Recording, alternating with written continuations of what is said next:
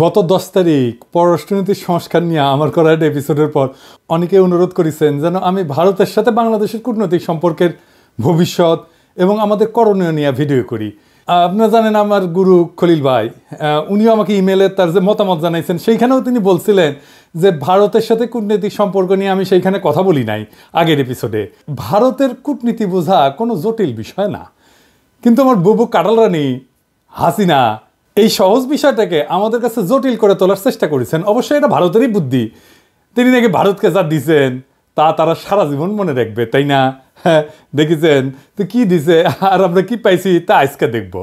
এই ভিডিওটা শুধু আমাদের সরকারের জন্য না, কূটনীতিকদের জন্য না, বরং কৃষক, ছাত্র, জনতা সহ বাংলাদেশের সকল নাগরিকের জন্য গুরুত্বপূর্ণ। কেন? কারণ আমাদের একমাত্র শত্রু হইল ভারত। জি না, আমরা একা তাকে শত্রু জ্ঞান করি না, তারাও আমাদের শত্রু বলেই মনে করে। এই শত্রু খেলা তারাই শুরু করেছে, আমরা শুরু করি নাই। এটা আমার অনুমান না, আজকে প্রমাণ করব এবং সবাইরে জানাবো প্রমাণ সহকারে। না হইলে বিপ্লবকে ব্যর্থ করার যেসব চেষ্টা ভারত করবে তা মোকাবেলা করা আমাদের দিয়ে সম্ভব হবে না। গত 16 বছর হাসিনা যেভাবে আমাদের সরকারের সব দপ্তরে ভারতের স্থানীয় দালালদের ঢুকাইতেছে, তাতে আমাদের জন্য নতুন করে সব ঢেলে সাজানো ছাড়া কোনো গতি নাই। যাই হোক, অনেক কথা আছে, তাই চলেন প্রথমেই দেখে নিই ভারতের কূটনীতিক দর্শন কি বলে। তারা কিভাবে আমাদের দেশটাকে দেখে, তারা কিভাবে কূটনীতিকে দেখে, কূটনীতি তাদের কাছে কি। ভারতের কূটনীতিতে চাণক্য, কৌটিল্যকে তাদের মন্ত্রগুরু বলে মনে করে। এই কৌটিল্য হলো খ্রিস্টপূর্ব 300 শতাব্দীর দিকে ভারতবর্ষের রাজা চন্দ্রগুপ্ত মৌর্যের প্রধানমন্ত্রী। তিনি রাষ্ট্র পরিচালনার উপর একটা বই লিখেছিলেন, অর্থশাস্ত্র নামে। এই বইটা প্রায় দ্বাদশ শতাব্দী পর্যন্ত প্রাচীন ভারতে ব্যবহার করা হইতো। তবে ভারতে মুসলিম সাম্রাজ্যের বিস্তারের পর থেকে এই বইটা কেউ আর খুঁজে পায় নাই। মুসলমান শাসনকর্তারা ভারতের প্রাচীন ফিলোসফিকে জয় বাংলা করে দিছিল। যাই হোক, পরে 1905 সালে আবার সবার অজানা এই মাস্টারপিস ভারতের একজন কৃষক উদ্ধার করছিল এবং একজন সাধারণ ব্রিটিশ সেই বইটা ভারতে সংরক্ষণ করার ব্যবস্থা করে। আর বর্তমানে এই অর্থশাস্ত্র, কৌটিল্যের অর্থশাস্ত্র ভারতের প্রধানমন্ত্রী মোদী, পররাষ্ট্রমন্ত্রী জয়শঙ্কর থেকে শুরু করে অনেক নতুন পুরানো নেতার রাজনৈতিক আদর্শে পরিণত হয়েছে। ভারত আবার কৌটিল্য ইকোনমিক কনক্লেভ করার মাধ্যমে এই দর্শন সবার কাছে খাওয়াইতে চায়, দেখাতে চায় এটা আমাদের অরিজিনাল জিনিস, বুঝছাও। এটা ইন্টারেস্টিং গল্প বলি এই কৌটিল্য প্রসঙ্গে। চন্দ্রগুপ্ত মৌর্যকে কৌটিল্য মানে তার প্রাইম মিনিস্টার সামান্য পরিমাণে খাবারের সাথে একটু একটু করে আর্সেনিক মিশাই দিত, মানে সে বিষ যেটাকে বলে। কেন? উদ্দেশ্য ছিল যে একটু একটু করে বিষ খাওয়াইলে তার শরীরে বিষের বিরুদ্ধে একটা প্রতিরোধ ক্ষমতা গড়ে উঠবে, যাতে শত্রুরা তাকে বিষ প্রয়োগে হত্যা করতে না পারে। এটা কিন্তু খুব সাইন্টিফিক, কারণ আধুনিক চিকিৎসা বিজ্ঞানও মিথ্রিডাটিজম বলে একটা শব্দ আছে। এর মাধ্যমে অল্প অল্প মাত্রার বিষ গ্রহণ কইরা বিষের প্রতি প্রতিরোধ ক্ষমতা গড়ে তোলা সম্ভব।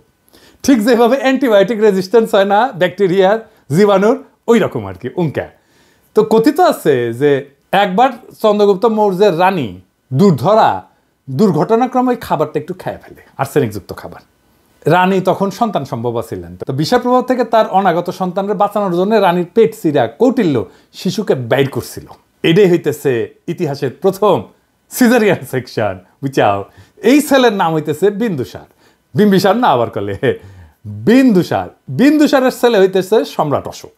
বুঝা গেছে? জীবনানন্দের বর্ণনাটা সেন যখন পড়ি না, উটি লেখা আছে না, বিম্বিসার অশোকের ধূসর জগতে সেখানে ছিলাম আমি। এই বিম্বিসার অশোক বইলা একটা ধাঁধা লাগাই দেন কিন্তু জীবনানন্দ। বিন্দুসার অশোক হইলে পিতা পুত্র হইতো, তাই না? যেটা না কইরা একটা টুইস্ট দিছে বিম্বিসার কইয়া। এখানে এসে মনে হয় আসলে কি ঠিক পড়তেছি না ভুল পড়িচ্ছি না, তো সেই সময়টা ধূসর হয়ে যাওয়ার জন্য এরকম হয়েছে নাকি, বুঝাও। কি সুন্দর, এটা কাব্যিক একটা মোহের মধ্যে ফেলা দেয়, বুঝেছেন? জীবনানন্দের এটা কালে মুন্সিয়ানা। তো আমার কাছে ওই যে পাখির নীড়ের মতো চোখ তুলে নাটোরের বনলতা সেন এই লাইনের চাইতে ওই যে বিম্বিসার অশোকের ধূসর জগতে এই লাইনটা আরো বেশি কাব্যিক বলে মনে হয়। যাই হোক, কাব্যবাদ দিই, হ্যাঁ, আসল আলাপে আসি। কেন কৌটিল্যের অর্থশাস্ত্র সম্পর্কে আমাদের জানা এবং বোঝা জরুরি। ভারত আমাদের শত্রু রাষ্ট্র না বন্ধু রাষ্ট্র? এই প্রশ্ন সবাই করলেও কোনো রাজনৈতিক দল কখনো সরাসরি উত্তর দিতে স্বাচ্ছন্দ্য বোধ করে না, ভয় পায় আর কি, কখন ভারত তাদের গদি নড়ায় দেয়। তাই বলে সবাই যে কবে যে ভারত আমাদের বন্ধু রাষ্ট্র, তা কলে না। এটাই আমাদের সমাজে ইনশাল্লাহ বলার মতোই সত্য। হাসিনা বাবুর আমলে তো ভারতকে বন্ধু বলাটা একটা ফ্যাশন ছিল। বাংলাদেশের কোনো জাতীয় অর্জনে ওই ভারতের প্রধানমন্ত্রী রাষ্ট্রপতি থেকে শুরু করে মন্ত্রী মুখ্যমন্ত্রী আগমন খুব কমন ছিল না, সাধারণ ঘটনা ছিল না। কিন্তু হঠাৎ কি হইলো যে ময়ূক পাগলা হইয়া গেল। এই যে দেখেছেন এডিটর সাহেব, এটা দেখান না, ওই তিরিং বিরিং করে লাফায় না, দেখান না। হোক কলে তারেক হেভি টাপাইছে, ওই যে গণ অধিকারের তারেক, বুঝাও। আর তারেকের ভিডিওটা দেখা, যে তারেক কি কইছিল যে জামাতকে আপনার পাশাত কামড় দিছে, দেখান না ওইটা। আরে বাবর কে? বাবর কে? কে? বাবর ভারতের বাপ। হ্যাঁ, বাবর ভারতের বাপ। আর আচ্ছা ঠিক আছে, ঠিক আছে, সমস্যা কি বলেন তো? আমার আমার আমার আমার সমস্যা হচ্ছে জামাতি এবং জেহাদিরা। বন্ধ করতে পারবেন? কেন জামাতিরা আপনার পাশায় কামড় দিয়েছে বলেন? বিজেপির নেতারা উল্টা পাল্টা বলা শুরু করলো। এই দেখেন, ভিডিও দেখেন। বাংলাদেশের সঙ্গে যুদ্ধ ভারতের কাছে তো কয়েকদিনের ব্যাপার নয়, কয়েক মিনিটেই ফয়সলা হয়ে যাবে। আমরা বড় ভাই হিসেবে চিমটি কাটছে, আঁচড় কাটছে, সহ্য করছি, তো বেড়া আমরা দেবই। বাংলাদেশের সীমান্তে কাঁটাতারের বেড়া বসানোর দরকার হইল, দেখেছেন? আরো কত কি। আসলে বাংলাদেশের সাথে ভারতের কোনো বন্ধুত্ব সম্পর্ক নাই, কখনো ছিল না। তবে ভালো সম্পর্ক আছে তার সেবাদাসী হাসিনা, তার দল আওয়ামী লীগের সাথে। আমাদের পররাষ্ট্র মন্ত্রণালয়ে যারা ভারতে কাজ করেছেন তারা সবাই জানেন যে ভারত আমাদের কতটা নিচু চোখে দেখে। যারা ঘুরতে গেছেন, চিকিৎসা নিতে গেছেন, তারা জানেন যে মুম্বাইতে তো বাংলাদেশের পাসপোর্টধারীদের তারা হোটেলে বুকিং পর্যন্ত দেয় না, দেখেছেন? হাসিনার আমলেও ভারত শুধু আমাদের থেকে সুবিধাই নিছে, কিচ্ছু দেয় নাই। ট্রানজিট নিছে, চট্টগ্রাম পোর্ট দিয়ে মালামাল পরিবহনের অনুমতি নিছে, বাংলাদেশকে ভারতের মনোপলিতে পরিণত করেছে, আমাদের সরকারি প্রতিষ্ঠানগুলোকে শেষ করে দিছে। বিনিময়ে আমরা কি ওই মুজিবের আমলে স্বাক্ষর করা ফারাক্কার ন্যায্য পানির হিস্সা পাইছি? পাই নাই। আমরা কি হাসিনার আমলে তিস্তা চুক্তি দিয়া পানির ন্যায্য হিস্সা পাইছি? পাই নাই। তার কারণ কি? কারণটা হইতেছে কৌটিল্যের একটা থিওরি আছে, mandala theory. Mandala Nelson Mandela না, মান্ডালা মন্ডো থিওরি আর কি। তার মানে কোন রাজার পাশের রাজ্য তার বন্ধু না, পাশের রাজ্য হইল তার বন্ধু, বুঝছাও? চলেন একবার ম্যাপ দেখে আসি। ভারতের আশেপাশে যত রাষ্ট্র আছে তার মধ্যে একমাত্র বাংলাদেশের সাথে তার কথিত বন্ধুত্ব ছিল, মানে একমাত্র সেবাদেশী হাসিনার মাধ্যমে সে বন্ধুত্ব ছিল। কিন্তু পাকিস্তান, নেপাল, ভুটান, শ্রীলঙ্কা, মালদ্বীপ, এমনকি মিয়ানমারের সাথে ভারতের অত ভালো সম্পর্ক না, তাই না? বন্ধুত্ব নয়। বাংলাদেশে ভারত প্রভু তার সেবাদাসী হাসিনাকে একটা সুষ্টি দিয়া বুঝ দিছে, ওই যে তো বন্ধু। এটাও আসলে একটা কৌটিল্য মতে ভারতের পররাষ্ট্রনীতির একটা অংশ কলে। এটা আমরা দেখমুনি, হাসিনা ফাসিনা কিছু না। এটা বোঝার জন্য চলেন দেখি কৌটিল্যের পররাষ্ট্রনীতিতে কি লেখা আছে। কৌটিল্যের পররাষ্ট্রনীতিকে বলে 6-fold পলিসি, মানে 6 স্তরের পলিসি। এটা একটা সংস্কৃত খটোমটো বাংলা আছে, ষটগুণ্য সিদ্ধান্ত। যাই হোক, আমি ইংলিশটাই কব, কারণ ইংলিশে কইলে তো ঠিকই কইছি, তাই না? তো যাই হোক, এই 6-fold পলিসি অনুযায়ী পররাষ্ট্রনীতি 6 ভাবে পরিচালনা করা যায়, 6 ভাবে, বুঝছাও? কি কি? শান্তি, যুদ্ধ, নিরপেক্ষতা, আগ্রাসন, জোট এবং দ্বৈত নীতি। হ্যাঁ, বুঝছাও? 6টা। তো প্রথম আলাপ হইতেছে শান্তি নিয়ে, মানে কৌটিল্যের শান্তি নীতি কি কূটনীতিতে। কৌটিল্য কয় যে একজন রাজা তখনই শান্তি স্থাপন করবে যখন সে দেখবে যে শত্রু রাজা তার ক্ষতি করার সামর্থ্য রাখে। তার মানে হলো দৌড়ের উপরে রাখতে পারলে ভারত শান্তির কথা বলবে, বুঝছাও? 2001 সালে রৌমারিতে সীমান্তে আমাদের তৎকালীন বিডিআরের মাইরের কথা মনে আছে না? এডিটর সাহেব মাইর হবে, মাইরের সাউন্ড হবে। কেমনে তাদের বিএসএফকে আমাদের বিডিআর জওয়ানেরা দৌড়ের উপরে রাখিছিল, মনে আছে না? হ্যাঁ, তো তখন ভারতের অনেক সৈন্য মারা গেলেও ভারত কিন্তু আমাদের সাথে শান্তি স্থাপন করেছিল, কারণ তারা বুঝেছিল যে বাংলাদেশ তাদের দৌড়ের উপরে, দাবরানির উপরে রাখতে পারে। তাইলে ইন্ডিয়ার সাথে শান্তি স্থাপনের একমাত্র পথ হইতেছে, একমাত্র রাস্তা হইতেছে ওরা দাবরানির উপরে রাখা। আরেকটা উদাহরণ দিই। 1962 সালে ইন্দো-চীন যুদ্ধে চীনা সেনারা ভারতের সেনাদের নাকানি জমিতে খাইছিল, একটা অংশ দখল করে নিয়েছিল। ভারত তখন দ্রুত নাকে খত দিয়া চীনের সাথে শান্তি স্থাপন করেছিল, কারণ ভারত জানতো যে চীনকে আক্রমণ করলে তাদের খবর আছে, বুঝেছাও? তার মানে ওরা যত দাবরানির উপরে রাখবেন ও শান্তি করে আপনার কাছে আসবে। 1 নাম্বার সূত্র কয়া দিলাম। তাই আমাদের সেনাবাহিনীর সাহস নিয়ে লড়াই করার কিছু ডেমো ভারতকে দিয়ে দিতে হবে। আমরা অলরেডি একটা ডেমো দিছি যখন নতুন করে বর্ডারে কাঁটাতার লাগাইতে গেছিল না, কিন্তু এটা তেমন কোনো ডেমো হয় নাই। এটা আরেকটু ভালো করা লাগবে আর কি। আবার ফাইজলামি করলে না, রৌমারির কথা মনে করাই দিতে হবে, কলে মাথায় ঢুকাই দিতে হবে যে ভারতকে দৌড়ের উপরে রাখলে তারা শান্তির কথা বলবে। ওর তত্ত্ব দিয়াই ওরে মাইর দিতে হবে। ও কেমনে কূটনীতি চালায়, ওর কূটনীতির মাইন্ডে কি কাজ করে সেটা বুঝা ওর মতো যদি কাজ করেন তাইলে কেস ফতে। এবার আসেন যুদ্ধনীতি। কৌটিল্যের যুদ্ধনীতি কি? কৌটিল্যের মতে একজন রাজা তখনই যুদ্ধের জন্য আক্রমণ করবে যখন দেখবে যে তার অবস্থান শত্রুর চেয়ে শক্তিশালী। কথা সত্য। এই যে 1971 সালের কথাই ধরেন না, পাকিস্তান যখন আমাদের আক্রমণ করলো তখন ভারত আমাদের সাথে এসে সাথে সাথে যুদ্ধ করে নাই। তারা দেখিছে যে আমাদের মুক্তি বাহিনী কতটুকু যুদ্ধ করতে পারে। যখন মুক্তি বাহিনী আমাদের পাইরা ফেলাইছে না পাকিস্তানি বাহিনীদের, যখন দেখেছে যে মূল কাম সাইরা ফেলাইছে, তখন 3রা ডিসেম্বর 71 সালের মুক্তিযুদ্ধের শেষের মাত্র 13 দিন আগে যৌথ কমান্ড গঠন করিয়া মুক্তিযোদ্ধাদের ক্রেডিট নিয়ে বাংলাদেশকে স্বাধীন করিয়া দেওয়ার ক্রেডিট নিয়ে নিছে। বুঝছাও? এটা হইল ভারতের সামবাজ যুদ্ধনীতি। এরা তখনই যুদ্ধ করবে যখন তারা বুঝে যে তাদের জেতার সম্ভাবনা 100%। অনেকেই জানেন যে শেখ মুজিবের বান্ধবী যে ইন্দিরা গান্ধী, সেই সময়ের ভারতের সেনাপ্রধান জেনারেল মানেকশকে জুন মাসে কইছিলেন যে এই যুদ্ধ শুরু করতে, কিন্তু রাজি হন নাই। কারণ তখন বাংলাদেশে বর্ষাকাল এবং তাদের সেনারা বাংলাদেশে বর্ষায় যুদ্ধ করলে পাকিস্তানের কাছে গোয়ারা আসবে। সত্যি কথা, আমার কথা না, মানেকশর কথা। তার মুখে শুনেন দাও কি কইছে, এডিটর সাহেব শুনে দেন। And if I were to go in, I guarantee you 100% defeat. I said to Mrs. Gandhi, will you now give me your orders?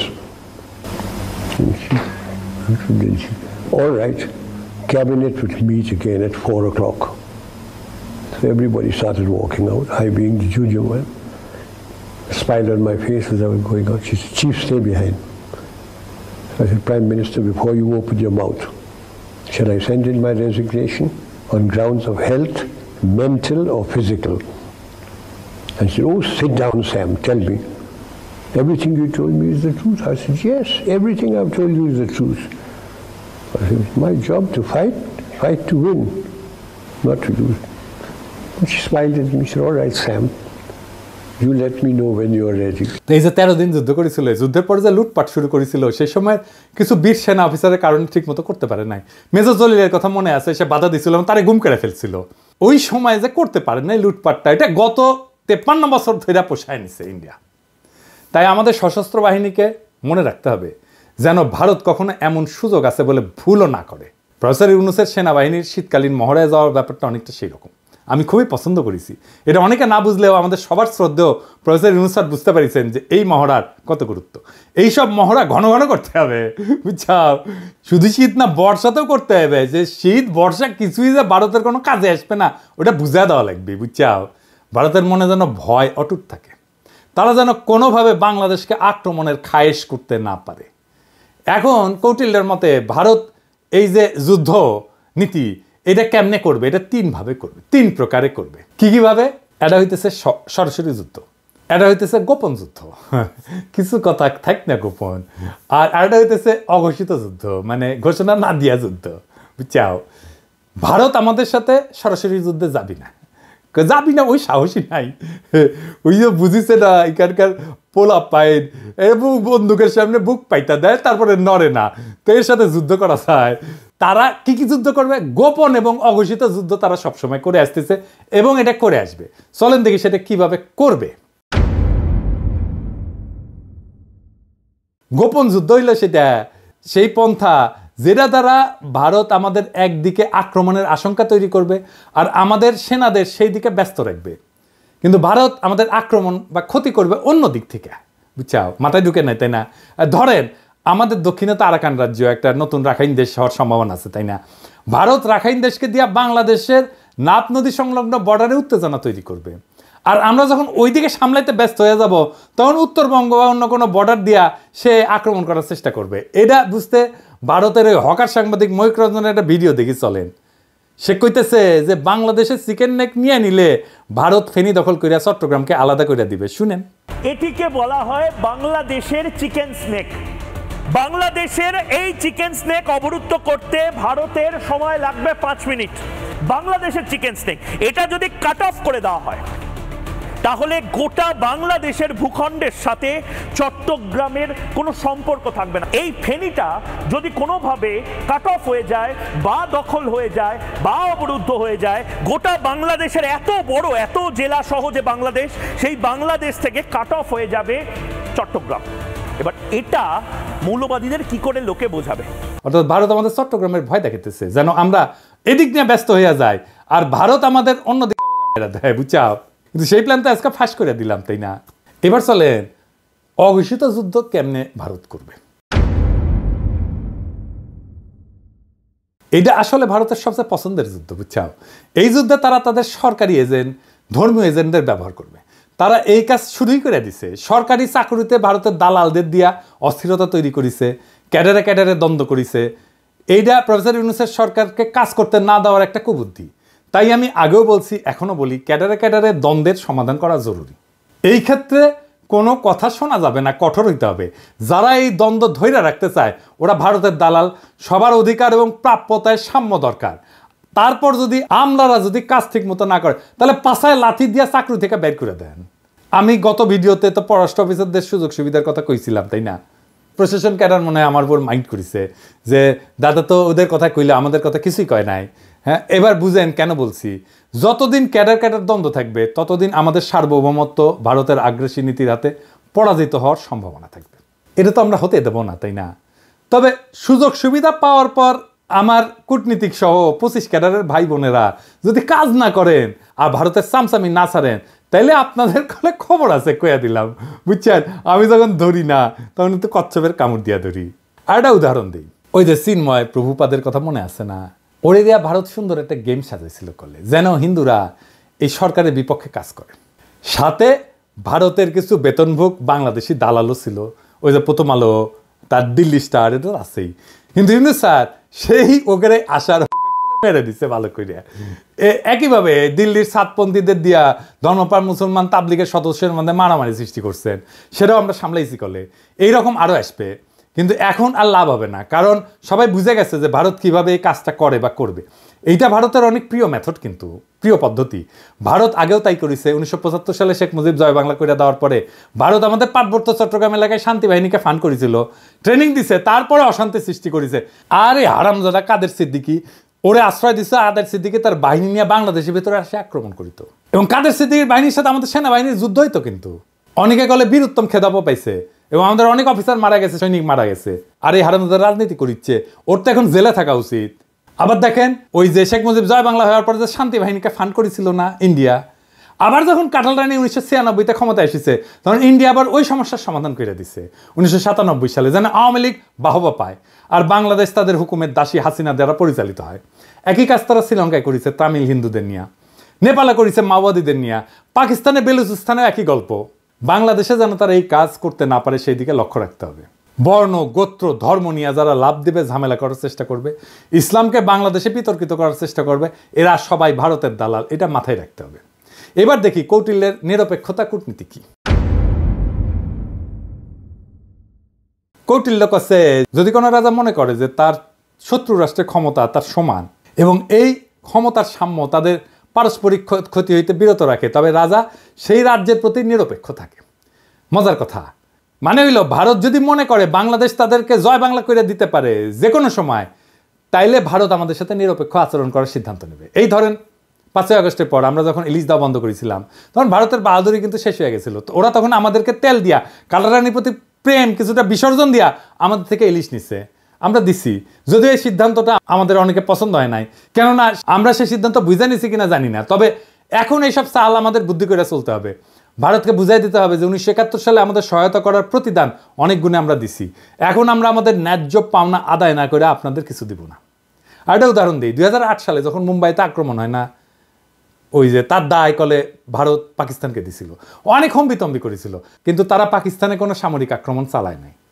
এর কারণ হইল পাকিস্তান একটা নিউক্লিয়ার শক্তি, ওরে আক্রমণ করলে ভারত জয় বাংলা হয়ে যাবে, এটা ভারত বুঝে, তাই তারা হাক ডাক দিয়া চুপ ছিল। বুঝা গেছে ব্যাপারটা?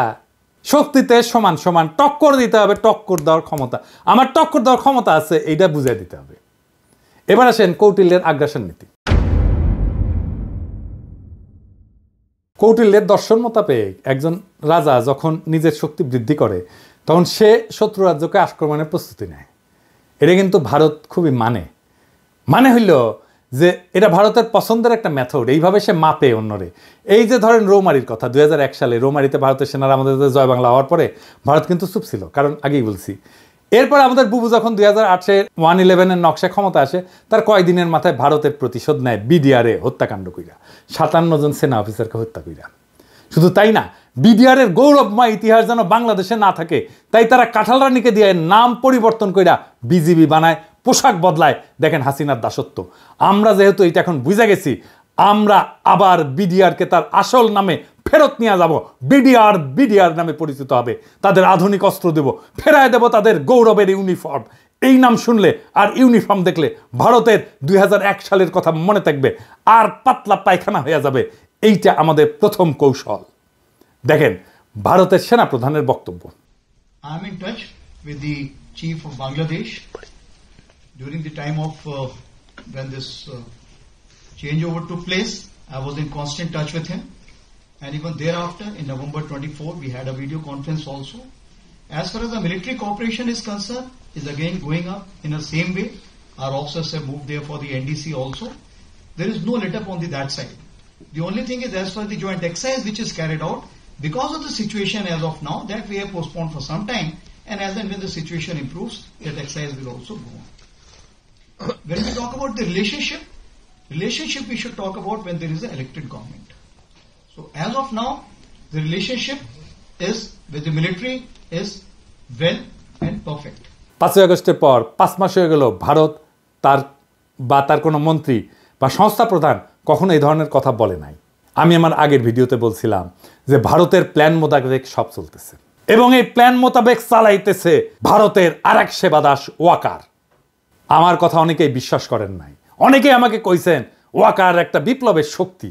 এখন দেখেছেন তো, এখন দেখেন ভারতের সেনা প্রধান বলে তার সাথে নাকি অন্তর্বর্তীকালীন সরকার গঠনের পুরা সময় জেনারেল ওয়াকারের সাথে যোগাযোগ ছিল। অর্থাৎ ওয়াকার সাহেব যখন রাজনৈতিক নেতাদের নিয়ে অন্তর্বর্তীকালীন সরকার গঠনের চেষ্টা করতেছিলেন, তখন তিনি নিয়মিত ভারতের সেনা প্রধানের সাথে যোগাযোগ রাখতেছিলেন। রাষ্ট্রদ্রোহী কাজ করছেন তিনি।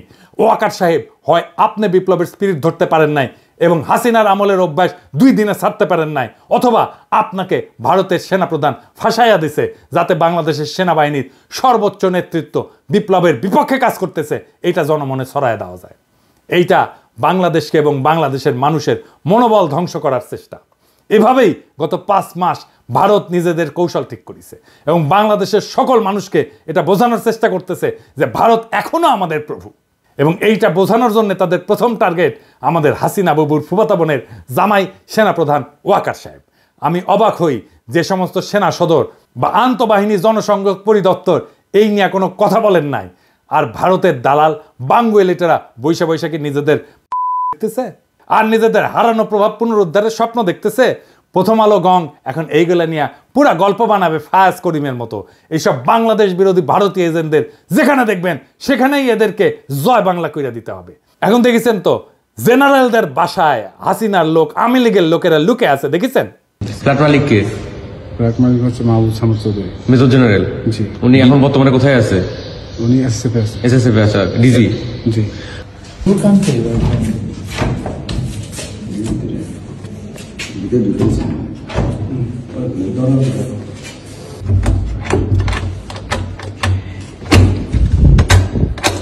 এক্সকিউজ মি, কেউ যদি থেকে থাকেন আসেন, কথা বলেন, বের হন, নাইলে আমরা কিন্তু দরজা ভাঙতে বাধ্য হব।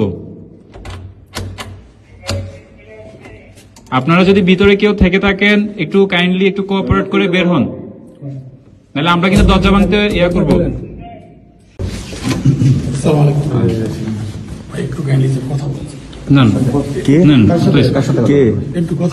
বলেন কে? ভাই আমি তো স্যার সাহেবের সামনে আসেন, সামনে আসেন, সামনে আসেন, সমস্যা নাই। বাতিগুলো লোক বলেন। মহিলা বন্ধ করে আপনি প্রশ্ন দিলেন।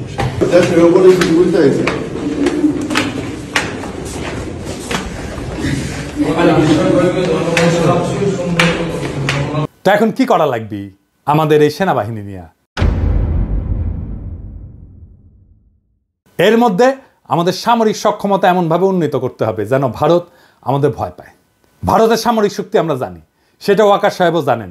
সামরিক বিষয়ে তাই এখানে বলতে চাই না, আমার সাথে যোগাযোগ করলে পরামর্শ দিয়ে দিব। তবে এটা বলতে পারি, আমাদের সশস্ত্র বাহিনীকে নতুন নতুন আধুনিক যুদ্ধ বিমান, ট্যাঙ্ক, যুদ্ধ সরঞ্জাম কিনতে হবে। মাঝে মাঝে সে সমস্ত মাল দিয়া একটু প্রশিক্ষণ করে তো ফুটাতে টুটাতে হবে আর কি, বুঝছাও। আর বলিছি এটা সাইবার ব্রিগেড করতে হবে আমাদের শক্তিশালী, তাইলে আমাদের পাতলা পায়খানা চলতে থাকবে। ভারত কিন্তু ফ্রান্স থেকে রাফেল কিনেছে, রাশিয়া থেকে কিনেছে সুখোই যুদ্ধ বিমান। আমাদের তো রাশিয়া আর ফ্রান্সের সাথে সম্পর্ক ভালো, যুক্তরাষ্ট্রের সাথেও ভালো, তুরস্কও আছে। ভারত এতদিন আমাদের আধুনিক যুদ্ধ সরঞ্জাম কেনার ব্যাপারে ভেটো দিয়ে আসছে করলে, এখন বুঝতে পারছেন তো কেন তারা ভেটো দেয়? এই কূটনীতির কারণে, কারণ ওরা চায় আমরা যেন সমরে শক্তিশালী হইতে না পারি এবং তাদের সেবা দাসী হিসাবে থেকে যায়। এরপরে আসেন কৌটিল্যের কূটনীতিতে জোট নীতি কি। কৌটিল্য বলে দিছে যে যখন রাজায় যুদ্ধ করবে না তখন সে অন্য শক্তিশালী রাজ্যের সাথে জোট গঠন করবে এবং নিজেকে সেই শক্তিশালী রাজার হাত থেকে নিরাপদ রাখবে। ভারত কিন্তু এই কামটাও ঠিক মতো করে, মানে কৌটিল্যকে মাইনে চলে আর কি। এই যেমন ধরেন ভারতের সামরিক সহযোগিতার সম্পর্ক আছে রাশিয়া, ইসরায়েল আর যুক্তরাষ্ট্রের সাথে। এই তিন দেশ চাইলে যে কোনো সময় ভারতকে জয় বাংলা করে দিতে পারে। আবার লক্ষ্য করলে দেখবেন যে এই তিন দেশের সাথে যাদের শত্রুতা, ভারত কিন্তু তাদেরকে শত্রু মনে করে। এই তিন দেশের কমন শত্রু হইল মুসলিম দেশগুলা। ভারত এদের সাথে সন্ধি করার মানে হইল ভারত এদের সাথে মিলা মুসলিম বিরোধী শক্তি গঠন করতে চায়। ভারত এইসব দেশ থেকে সমরাস্ত্র কেনে, এদের সাথে মিলিটারি তথ্য আদান প্রদান করে। আমরা হয়তো ইসরায়েলের সাথে সম্পর্ক করতে না পারলেও বাকি দুই দেশের সাথে পারবো, সেই অবস্থা আমাদের আছে। আবার কাঁঠাল রানী যেইভাবে আমেরিকার সাথে সম্পর্ক খারাপ করেছিল তাতে এটা পরিষ্কার যে হাসিনা ভারতের নীল নকশা বাস্তবায়ন করেছে যেন বাংলাদেশের সাথে আমেরিকার সম্পর্ক ভালো না থাকে। আমরা এদের সাথে সম্পর্কের পাশাপাশি চীন, পাকিস্তান, সৌদি আরব, ইরান, তুরস্কের সাথে সামরিক সম্পর্ক তৈরি করব। এরা কেউ ভারতের সাথে সন্ধি করবে না, কিন্তু আমাদেরকে এরা ভালোবাসে, ঠিক কিনা বলেন? আমাদের সাথে সন্ধি করবে। এই সন্ধিগুলা হইলে তখন দেখবেন যে জয়শঙ্কর বাবাজি আর অজিত দোভাল কিভাবে দৌড়ের উপরে থাকে। আমাদের সামরিক কেনাকাটাগুলা আমরা এইসব দেশ থেকে করব। আর আমেরিকা, রাশিয়াকে সাথে নিতে হবে। এরা কিন্তু হিসাবি দেশ, এদের থেকে সমরাস্ত্র না কিনলে এরা আপনাকে কোনো সাপোর্ট দিবে না। ভারতে রাফায়েল আছে, আমরা F-16 কিনতে পারি। আবার ফ্রান্সের রাফায়েল অথবা রাশিয়ার সুখোই কিংবা চীনের চেংদু J-10 চার্লি কিনতে পারি, তাই না? তবে ফ্রান্সের রাফায়েল কিনলে আমি এনা খুশিও মনি, তাই না? আমাকে এত আশ্রয় দিছে না ফ্রান্সের সরকার, ওদের কিছু করা লাগে না, আমাদের তো একটা দায়িত্ব আছে, কি বলেন? তো রাফায়েল কিনলে পিনাকি দাদা খুশি হয়ে যাবে নি, বুঝছাও? তো শুনেন, কেনা লাগবি না এখনই, খালি কেনার আলাপ শুরু করে দেন, দেখবেন ভারতের সীমান্তে কাঁটাতার বসানো থেমে যাবে। আমি গ্যারান্টি দিচ্ছি, লিখে দিচ্ছি, না হইলে আমার এসে কইেন। আলাপ শুরু করেন খালি, দেখেন তাদের রাষ্ট্রদূতের দৌড়াদৌড়ি শুরু করে দেবে ওই দেশে। তখন ওরাও ভারতকে তাদের ব্যবসার মধ্যে না আসার পরামর্শ দিয়ে বসায় দিবে। পাকিস্তানে আমাদের সামরিক কর্মকর্তাদের সফর একটা ভালো সংবাদ শুনলাম, তাদের থেকে J-71 যুদ্ধ বিমান কেনার আলাপ চলতেছে। বাংলাদেশ কিনলে তারা খুশি হবে। দক্ষিণ এশিয়াতে ভারত একটা সিপাই থাকবে। এইবার আসেন কৌটিল্যের দ্বৈত নীতি, এই জিনিসটা আবার কি? এটা সবচেয়ে মজার থিওরি। এইটার মধ্যে একজন রাজা একই সময় একজনের সাথে যুদ্ধ আর একজনের সাথে সন্ধি, বুঝছাও? মানে হইলো ভারত একসাথে দুইটা যুদ্ধ করতে পারবে না, করবেও না, কখনোই না। দেখবেন যখন পাকিস্তানের সাথে যুদ্ধ খেলে তখন অন্য কারোর সাথে সেই খেলা দেখায় না। গত 16 বছর তো আওয়ামী লীগ ভারতকে বাম্পার সুবিধা করে দিছিল। বাংলাদেশ তো তাদের দখলেই ছিল, তাই না? ভারত নিশ্চিন্তে অন্যদের সাথে ঝামেলা করে গেছে। এখন তো সেই মজা আর নাই। এখন আমরা ভারতের শত্রু সকল দেশের সাথে আলাদা আলাদা করে সম্পর্ক তৈরি করব। আধুনিক বিশ্ব ব্যবস্থায় সম্পর্কের অন্যতম মাধ্যম হইল ব্যবসা এবং বাণিজ্য, এই সম্পর্ক জোরদার করা। এইবার আসেন আমাদের ভারত নীতি কেমন হবে, কি দিয়ে আমরা ভারতকে সাইজ করতে পারবো, ওরা দৌড়ের উপরে রাখতে পারবো, প্রত্যেক দিন দাবরানির উপরে রাখতে পারবো। এটা আমাদের জানা দরকার না? আসেন দেখি। অনেকে মনে করে আমরা ছোট দেশ, ভারত ছাড়া আমরা চলতে পারবো না। আরামজাদা, চলতে পারি কিনা তুই দেখ আমাদের দায়িত্ব দিয়ে দেখ পারি কিনা। আমি প্রফেসর ইউনূসকে কইব যে আপনি অনতিবিলম্বে সার্কের কার্যক্রম চালু করেন। দরকার হলে বাংলাদেশ সম্মেলনের ডাক দিবে, আয়োজন করবে, এতে সকল দেশের সাথে বাংলাদেশের সম্পর্ক উন্নত হবে। ভারত আসতে যাবে না জানি, কারণ তারা পাকিস্তানের সাথে এক টেবিলে আলোচনায় বসবে না। আমাদেরকেই সুযোগটা নিতে হবে। এই জন্যেই আমরা ভারতকে ছাড়াই সার্কের কাজ শুরু করব। দক্ষিণ এশিয়াতে ভারতের মহাজনগিরি ছুটাই দিতে হবে। দক্ষিণ এশিয়াতে পাত্তা না পেলে ভারতকে আর কোনো দেশই পাত্তা দিবে না। ভারত নিজেদের অনেক বড় হ্যাডম ভাবে। দেখেন তাদের পররাষ্ট্রমন্ত্রী কি বলে। I think I'm 1/5 of the world's population. I am today the 5th or 6th largest economy in the world. I mean, forget the history, civilization bit, everybody knows that. But I think I'm entitled to have my own side, I'm entitled to weigh my own interests, make my own choices. And my choices will not be cynical and transactional, but they will be a balance of my values and my interests. There is no country in the world which disregards its interests. SAARC চালু হইলে দেখবেন ভারতের পায়জামা ঢিলা হয়ে গেছে, ওর ফিতা খুঁজে পাচ্ছে না। সাথে আমরা অবজারভার হিসেবে নিব চীন, রাখাইন, এইসব দেশকে, তারা খুশি হবে। আফগানিস্তানকে নিব, রোহিঙ্গা সমস্যার সমাধানে নতুন গতি আসবে। আর ইন্ডিয়াকে আমরা বাস দিতেই থাকবো। আগে কইছিলাম যে ভারত তার কোনো প্রতিবেশী দেশকে বন্ধু মনে করে না। আমরা ভারতকে বন্ধু মনে করার কোনো ঠেকা নেই আছে, ওরাই তো মনে করে না। আমাদের ভুলে গেলে চলবে না যে আমরা 18 কোটি মানুষের একটা বাজার, পৃথিবীর 8ম বৃহত্তম বাজার, আমাদের ক্রয় ক্ষমতা বিশ্বে 25তম। আমাদের এইখানে সবাই তার পণ্যের বাজার করতে চাইবে, সবাই। আওয়ামী লীগ বাংলাদেশকে ভারতের একক বাজারে পরিণত করছিল। বিগত 5 বছরে, বিশেষ করে কোভিডের পর ভারত থেকে আমাদের আমদানি কতটা বাড়িছে দেখেছেন? দেখেন, শুধু 2022 সালে ভারত থেকে বাংলাদেশ আমদানি করেছিল $14 বিলিয়ন, আর যেখানে বাংলাদেশ থেকে ভারত আমদানি করেছিল মাত্র $2 বিলিয়ন। মানে হইল হাসিনা বাংলাদেশের টাকায় ভারতের কোভিড থেকে হওয়া ক্ষয়ক্ষতি মিটানোর ঠিকানি ছিল। না হলে ভারতের এত দুঃখ কারণ দেখি না। ভারতের সাথে আমাদের ব্যালেন্স অফ ট্রেড হবে সমান সমান, লাগলে আমাদের পক্ষে বেশি হবে, কারণ ভারতের জনগোষ্ঠী আমাদের 10 গুণ। আমরা যা ভারত থেকে কিনবো, ভারতের আমাদের 10 গুণ কিনতে হবে আমাদের কাছ থেকে। ভারত আমাদের থেকে সমান সমান আমদানি না করলে আমরা ভারত থেকে পণ্য আমদানি বন্ধ রাখবো। ভারত থেকে আমরা সবচেয়ে বেশি আমদানি করি তেল, তুলা, পশুখাদ্য, মোটরযান ইত্যাদি। এইগুলো আমাদের নিকটবর্তী দেশগুলো থেকে সহজে আমদানি করা সম্ভব। আমরা এই সেক্টরগুলোতে চোখ রাখবো, আর এই সেক্টরগুলোতে ভারত থেকে আমদানি বন্ধ না করা হইলে আমরা দরকার হলে রাস্তায় নামবো, আবার সংগ্রাম করব। মেসেজ ক্লিয়ার, ভারতের একচেটিয়া আমদানি বাদ। লাগলে চীন থেকে আমদানি হবে, লাগলে রাশিয়া থেকে আমদানি হবে। ওদের সাথেও ব্যালেন্স অফ ট্রেডের অবস্থা ভালো না। তবে ভারতের শত্রু আমাদের বন্ধু হইতেই পারে। আর আমাদের সাথে ফাজলামি করলে আমরা চীনকে দিয়ে ভারতের কান চুলকাইতে পারবো। তখন ভারত বুঝবে যে কৌটিল্য আমরাও বুঝে গেছি, বুঝছাও। আর বুঝেছেন তো, আমি তো কইছিলাম যে রাশিয়া থেকে ট্রাক কেনা লাগবে। এই যে দেখেছেন না ট্রাক কত সুন্দর, দেখেছেন? রাশিয়া থেকে ট্রাক কেনেন, ইন্ডিয়ার ট্রাক দিয়ে কি করবেন? দেখেছেন, মুখে হাসি ফুটেছে। এই যে আমার ক্ষুদ্র ভাতারা খুশি হয়ে গেছে রাশিয়ার ট্রাক দিকে। তা আমাদের ভারত নীতি খুব সোজা। 1971-এর পর থেকে আওয়ামী লীগ যে চুক্তি করেছে ওইগুলো আমাদের পুনর্বিবেচনা করতে হবে। ভারত যদি কোনো চুক্তি না মানে তাহলে আমরা সব চুক্তি বাতিল করে দেব।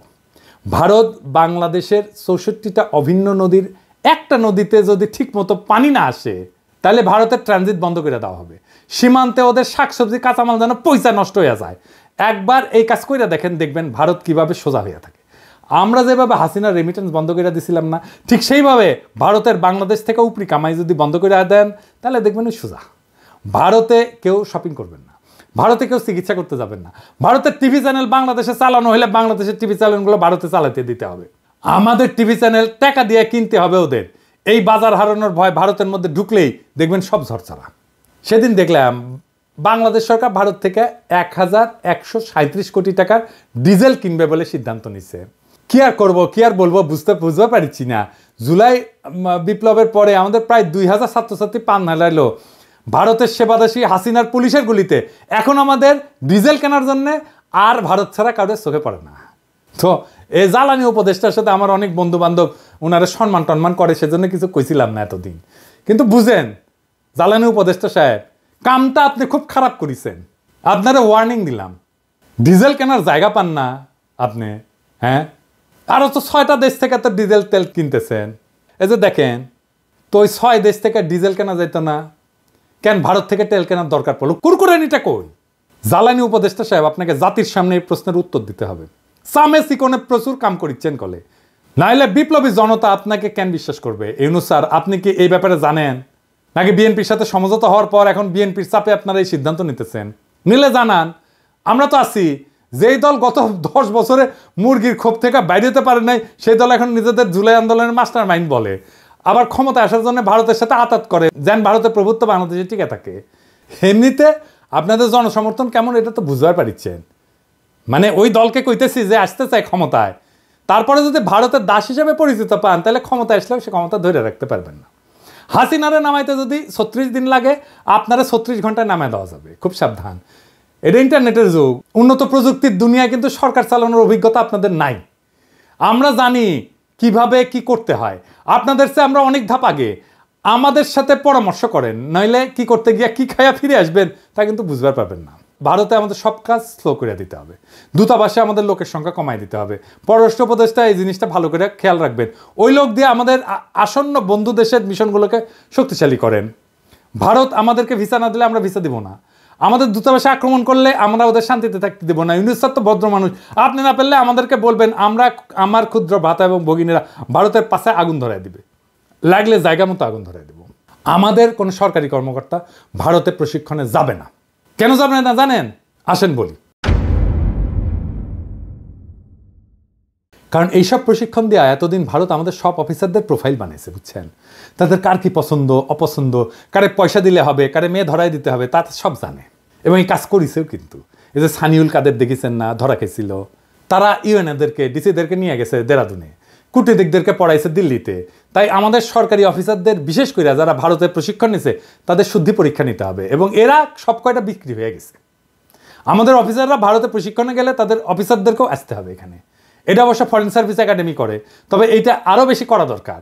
ভারতের অফিসারদের প্রোফাইল তৈরি করতে হবে, এবং এর একই সাথে আমাদের চরিত্র ঢিলা অফিসারগুলো আছে না, ওদের আপাতত কাজ করা বা পদায়ন থেকে বিরত রাখতে হবে। নইলে তারপর 2 পেগ মেরে আবার হোয়াটসঅ্যাপে ফ্যান খুলে দিবে, ভারত সেই সমস্ত ছবি জোগাড় করে তাদের দিয়ে গুপ্তচরগিরি করাইবে, বুঝছো? এটা ওদের একটা পলিসি করে। এখন আপনারা যেহেতু ভদ্রলোক, সেই জন্যে সুশীল, সেই জন্যে আপনারা ওদেরকে দূরে রাখেন যাদের চরিত্র ঢিলা। আমি যদি ফরেন মিনিস্টার হইলাম ইনি, তাইলে ওই হানি ট্র্যাপ ফেলা ইন্ডিয়ার মায়াগরে তাদের ডাবল প্রমোশন দিলাম ইনি। ইন্ডিয়া হানি ট্র্যাপে ফেলানো ছাড়া আর কিছু পারে না। তাই তাদের এই হানি ট্র্যাপ আইডিয়া জয় বাংলা করে দিতে হবে। যখন কইতে পারবেন পারলে আরও পাঠা, তোর দেশে মায়েরা আমার কাছে আসে কেন, তুই পারিস না, তো আমি তোরে সাহায্য করতেছি, আরও পেটে দিস বান্দা হাজি, সেই দিন তাদের এই অস্ত্র আর কাজ করবে না। তাদের দর্শন, তাদের ফিলোসফি তাদের বিরুদ্ধে প্রয়োগ করা লাগবে। তখন কইবেন যে পিনাকি যা কইছিল তার কতটা সত্যি, যদিও পিনাকি বাংলাত কছে, বগুড়ার ভাষাত কছে, তাও কলে এটা সত্য কইছে। তাই ভারতে আমাদের সকল সরকারি কর্মকর্তার ট্রেনিং বন্ধ, একেবারে ফুল স্টপ। এবার আসেন শেষ কথা। পররাষ্ট্রনীতিতে শেষ কথা বললে কিছু নাই। এক দেশ নিয়ে পলিসি করাটাও বিপজ্জনক। এক দেশের সাথে সম্পর্ক স্থাপন করা শুধু সেই 2 দেশের ব্যাপার না, অনেক বিষয় মাথায় রাখতে হয়।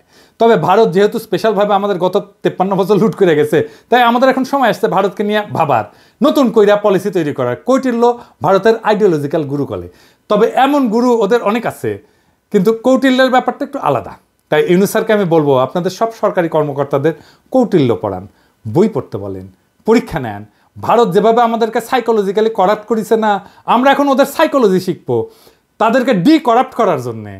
আজকেই আর ফল আসবে না, কারণ সরকারে তাদের অনেক গোপন সেবাদাসী আছে। তবে এইভাবে আগাইলে আশা করা যায় আমরা 5-10 বছরের মধ্যে আমাদের হারানো মেরুদণ্ড আবার ফিরে পাবো। আর আওয়ামী লীগ হইল ভারতের দাস, দেশের শত্রু। এটা আজ আবার প্রমাণ করলাম, এটা দর্শন দিয়া করলাম। এইবার অনেকে তো বলে যে পিনাকি না বুঝেই বলে, তাদের জন্য সমালোচনার আহ্বান রইল। ভারতের পররাষ্ট্রনীতি আমি যেভাবে খুলে দেখাই দিলাম, এটার বাইরে কোনো কথা আছে কিনা। ভারত নিয়ে যে দালালি করবে তাদের কলে খবর আছে।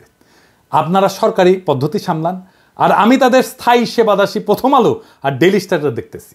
এরাই মিডিয়াতে উল্টাপাল্টা লিখবে, মানুষকে ভারতের মুখাপেক্ষী করতে সব চেষ্টা করবে। আগাম কইয়া দিলাম আপনাদের প্ল্যান চেষ্টা করে দেখেন, ফাল দিলে কলে খপ করে ধরবো, ধরে ফেলামো। জিয়াফতে এখন লোক হচ্ছে ক্যাঙ্কা, দেখেছেন? আজকে আয়োজিত হতে যাচ্ছে সামাজিক জিয়াফত। এই জিয়াফতের উদ্দেশ্য হলো শহীদ পরিবার, আহত সহযোদ্ধা এবং ছাত্র জনতাকে সম্মান জানানো। এই জিয়াফতে 5000-এর অধিক মানুষকে গরু জবাই করে খাওয়ানোর ব্যবস্থা করা হয়েছে। আমরা যদি চারপাশটা একটু দেখাই, আপনারা এই পাশটায় দেখেন কি পরিমাণ মানুষ এখানে স্বেচ্ছায় এসে উপস্থিত হয়েছে।